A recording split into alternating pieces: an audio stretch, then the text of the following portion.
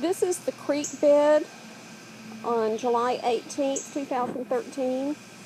After the raging storm of last evening, since I'm not directly across the street, across the creek, I can't show exactly how much damage there is underneath. I should not get too close to the edge because it could cave on me.